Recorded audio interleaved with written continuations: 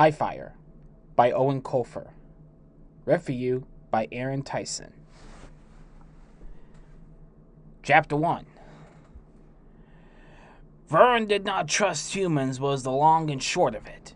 Not a single one. He had known many in his life, even liked a few, but in the end they all sold him out to the angry mob, which was why he was holed up in Honey Island Swamp, out of harm's way. Vern liked the swamp okay, as much as he liked anything after all these years. God damn! So many years just stretching out behind him like bricks in that old road King Darius put down back in Who Gives a Shit BC. Funny how things came back out of the blue, like that ancient Persian road. He couldn't remember last week, and now he was flashing back on a couple thousand years, give or take. Vern had baked half of those bricks his own self, back when he still did a little blue collar. Nearly wore out the internal combustion engine. Shed his skin 2 seasons early because of that bitch of a job. Well, that and his diet. No one had a clue about nutrition in those days. Vern was mostly ketogenic now, high fat, low carbs, apart from his beloved breakfast cereals. Keto made perfect sense for a dragon, especially with his core temperature. Unfortunately, it meant the beer had to go, but he got by on vodka. Absolute was his preferred brand. A little high on alcohol, but easiest on the system, and Waxman delivered it by the crate. So Vern tolerated the swamp. It wasn't exactly glorious, but these weren't exactly the glory days. Once upon a time, he'd been Wyvern, Lord Highfire, of the Highfire Eyrie, if y'all can believe that melodramatic bullshit name. Now he was king of jack shit in Mudsville, Louisiana. But he lived in worse places. The water was cool, and the alligators did what they were told, for the most part. If I tell you fuckers to dance, then you better synchronize the hell out of a routine, Vern often told them, in not so many words. And it was truly amazing what common gators could achieve with the right motivation. So he spent his days in the bayou, blending in with the locals, staying downwind of the swamp tours, even though there were days he longed to cut loose and barbecue a barge full of those happy snappy morons. But putting the heat on tourists would bring the heat on him, and Vern hadn't gotten to the age he was now by drawing attention to himself. Shining a spotlight on your own head was the behavior of an idiot, in Vern's opinion. And his opinion was the only one that mattered, in his opinion. After all, Vern was the last of his kind, as far as he knew. If that was the case, then he owed it to his species to stay alive as long as possible. He also wasn't feeling suicidal just at the moment. He often did, but mindfulness helped with that. A guy had plenty of time to meditate, flying around the swamp's little feeder trips. Still, it got lonely being the last dragon. Vern could drink about 50% of the blues away, but there were always those nights with the full moon lining up the catspaws in the Pearl River when Vern thought about making a move on a female alligator. God knows they were lining up for their shot at the king. And once or twice, he got as far as a little nuzzling on the mudflats, which was not a euphemism for anything, but didn't feel right. Maybe the alligators were close enough to him on the DNA spectrum, but no matter how much vodka he consumed, Vern could not drink himself into believing that he wouldn't be taking advantage of a dumber species, not to mention the fact that gators had no personalities to speak of, and were uglier than the accent of a coyote. They were cold-blooded, and he had a molten core. It was never going to work out. Vern had spent his nights on a fishing shack on Boar Island, which had been abandoned sometime in the middle of the last century. The shack sat back from the shore on a little side bayou and was being slowly crushed by the curling fingers of a mangrove fist. But it would do for now, and Vern had set it up pretty nice with a generator and some of the basics. He had himself a little refrigerator to keep his absolute chilling, and a TV with a bunch of cable. Waxman, up the bayou, had set up a supply line to the outside world, so Vern could keep himself occupied during his nocturnal hours.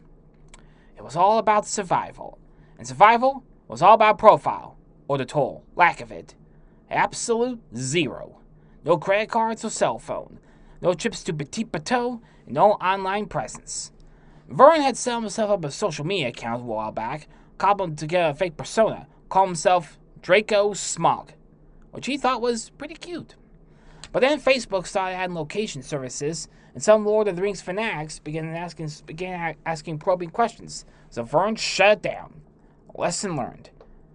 From then on, he contented himself with reality shows and surfing the internet. All the information Vern needed was out there. He just had to find it. But no one could find him. Ever. Because whenever humans found him, to paraphrase Maximus Decimus Meridius, hell was most definitely unleashed. And Vern carried hell around inside him so he could survive it. But the human who found him would not.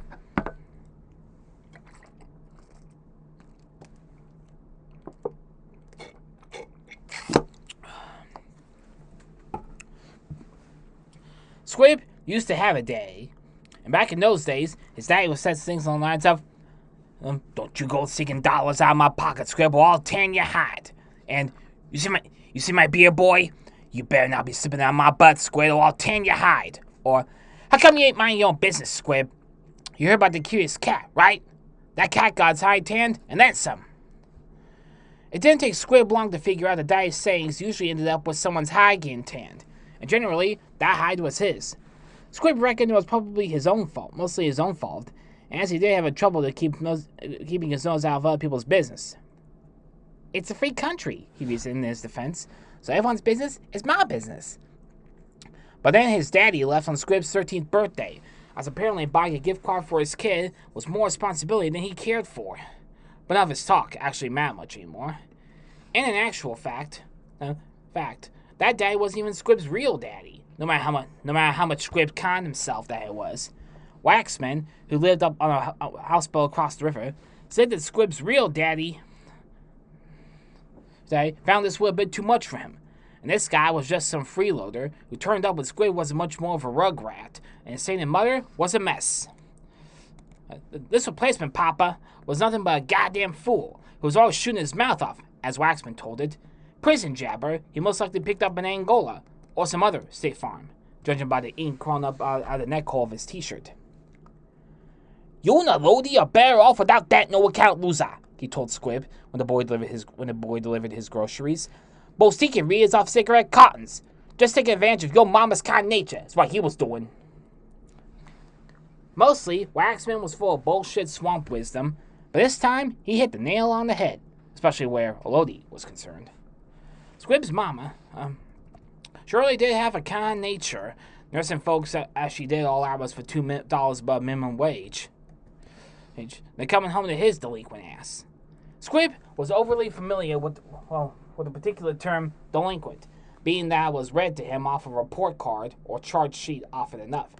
Sometimes he thought he should dial it down a notch, the bad boy act, for his mama's sake.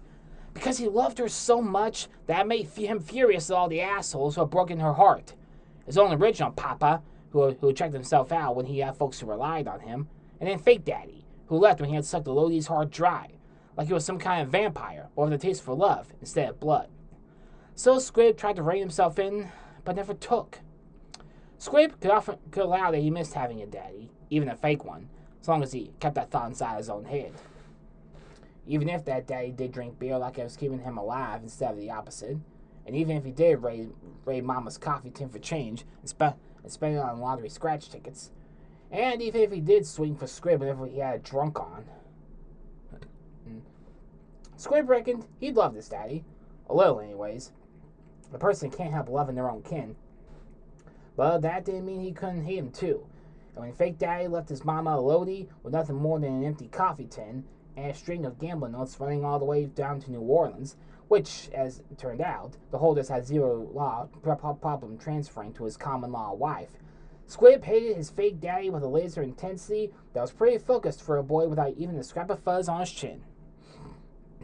And now, 2 years later, Squib hadn't seen much improvement in the fuzz department, but he was half a foot taller and working on a scrappy attitude that had him on the cops' radar, even at the age of 15.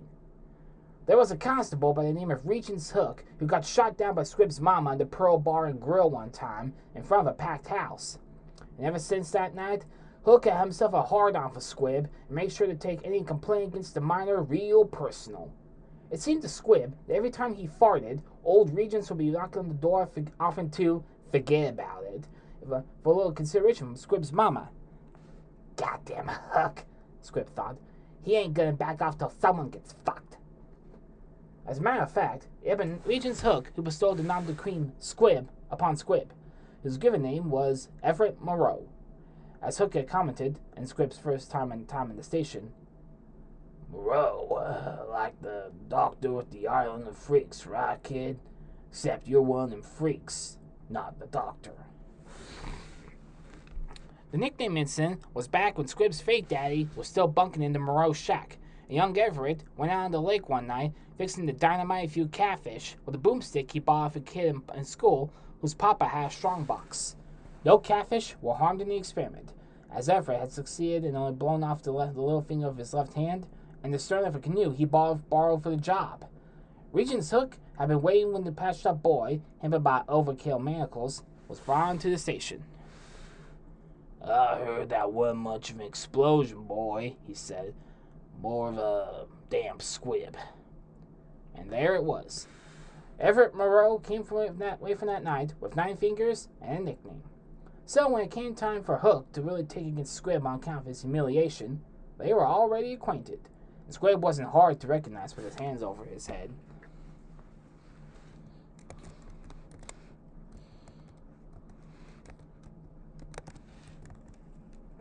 Behold Squib Moreau at 15, a swamp-wild, street-smart, dark-eyed Cajun boy, young man, with a mama driven to near despair and no future to speak of, unless he wanted to work creosote or hump bricks and slide ale.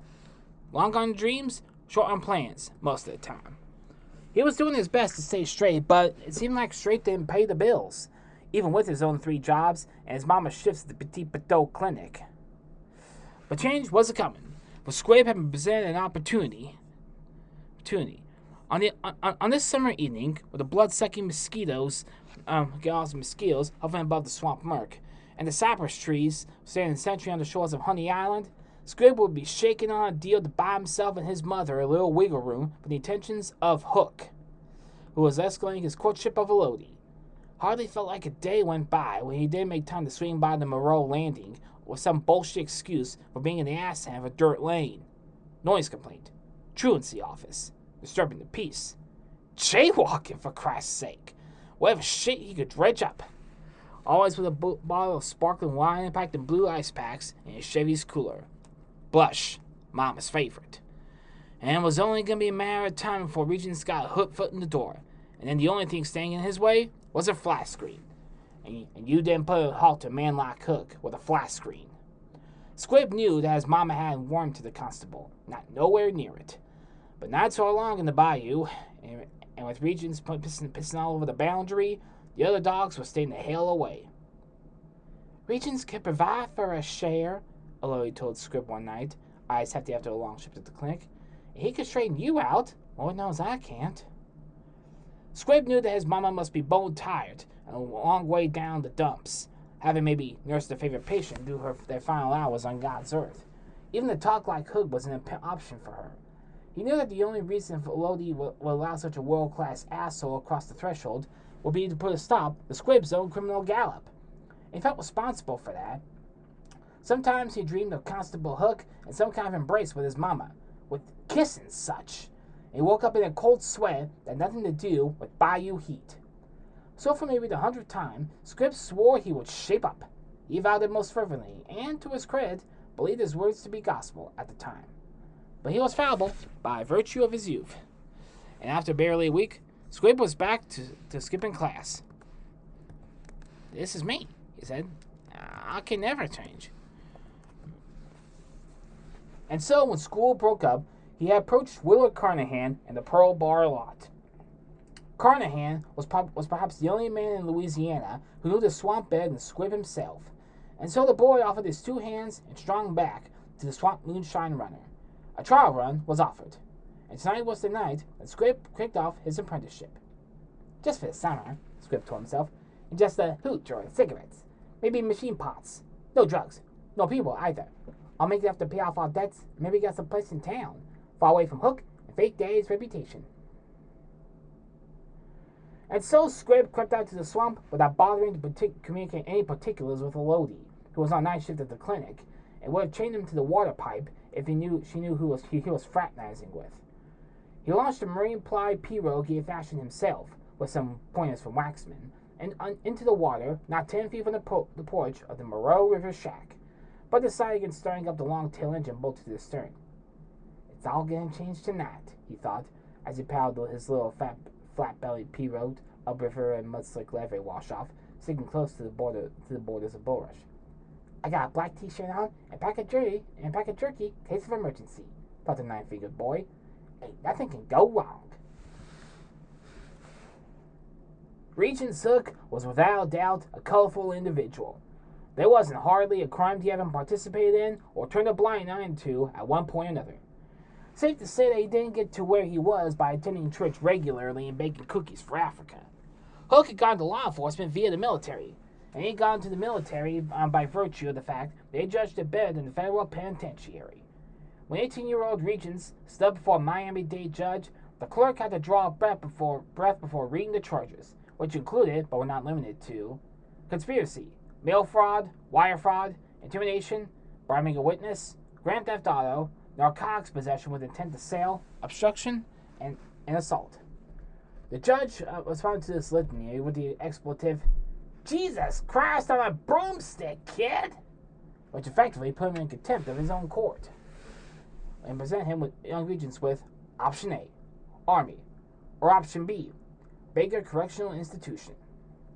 Regents chose A, got his record sealed, signed up, shipped out, killed a Paso folks, and came home some decades later with a ton of medals, then moved 3 states west to Petit Plateau, Louisiana, which welcomed the decorated veteran with open arms, having zero clue as to the many and varied sins of his past. And now, aged 20 and more, he was constable of the tiny ward and driving his own vehicle with total impunity. Regents could barely credit how rosy things had turned out. His daddy had always told him, "Good things come to the righteous." So Regents considered every crooked dollar he tucked into his billfold a big screw you to his dead daddy, because he sure as hell had never been righteous. Regents' main source of income of crooked dollars was running errands for Ivory Conti, who was the New Orleans receiving agent for the Los Zetas cartel. Ivory had dozens of cops in the payroll, but Regents was rising the ranks real fast due to his unflinching nature and willingness to transport whatever would fit into the trunk of his Chevrolet Tahoe across the Pontchartrain Bridge. Regents did not give a shit what Ivory's boys put in there, as long as it didn't leak or seep or otherwise transfer evidence. On the night our tale begins, Regents parked his Chevy at Bodie Irwin's boatyard and took his little beloved cabin cruiser up the Pearl River for a little talk with a guy who messed up grievously on Ivory's turf. It was unfortunate this talk had to happen at all, because the guy he had to talk with was a useful guy, unique even. But at the same time, doing this business for Ivory meant he was crossing a line, and crossing a line meant a bump up to a lot more than the usual $2,400 a month. So fuck you, Daddy, thought Regents, and gunned his boat upriver, cutting a swath through the algae with the Elodie's aluminum prow. The Elodie. Surely to Christ, after that run Squib's angel of a mama, surely to Christ I would bring her around. Regents knew his own habits well enough to realize that he was on the road to being hung up on the Cajun girl. Girl? Hell, she was a full-grown woman, past her sell-by date, and with nothing to show for except that idiot boy of hers, and Hook counted him as a liability rather than an asset. Don't get yourself hung up, son, he told himself. Ain't nothing but pain at the end of that road. But Regents couldn't control his yearnings. It wasn't just a physical thing. Hook had plenty of slut shacks he dropped in on regular. His interest in Elodie was more long-term. She should count her lucky stars a guy like me as so much as letting my gaze linger. Constable Hook thought several times a day, which didn't make him feel 1 degree less irritated with how his courtship was progressing. He was smart enough to grasp the psychology of the situation. That psychology being, he craved what he couldn't get his mitts on. But knowing the psychology didn't mitigate his needs none. Maybe if she hadn't shot me down the public that way, looking down on me like I was some swamp rat come slithering in off the river. Regents had been rejected by women before, but I often found that decision reversed when he approached it different. For example, at 4 in the morning in a dark alley. Shit, one time he didn't even have to say nothing. Just whistled a little off-key and cocked his head to the side. But Elodie, she had more steel in her than that. The way she stared him down at the Pearl Bar Pearl Bar the first time they ran into each other outside the station, hunched over a mug of coffee. She was still in her scrubs after her shift when he came in. Hook took one look and thought to himself, Elodie's all tuckered out, so mayhaps her defenses are down. He sauntered over and dropped the line. Morning, sugar. Remember me? Name's Constable Hook, and I would surely like to get my hooks into you. Cheesy as all hell, but Regents was unaccustomed to make an effort with his sweet talk. Usually just saying any old words did the trick, but not this time. Elodie lifted her head like it weighed a ton with all the troubles in there. She fixed him with those chocolate eyes and responded a bit louder than necessary in front of the breakfast crowd. And what she said was, Constable, I spent the night scooping the old man crab out of a hyperallergenic bag, and I would 100% rather spend the rest of my life on this earth doing exactly that than let you get a single hook into me. It was a singer, no doubt about it. The boys in the Pearl were close to split their guts laughing, and Regents left with a red neck. Elodie had said nicer things since then, but Regents still felt that burn under his collar.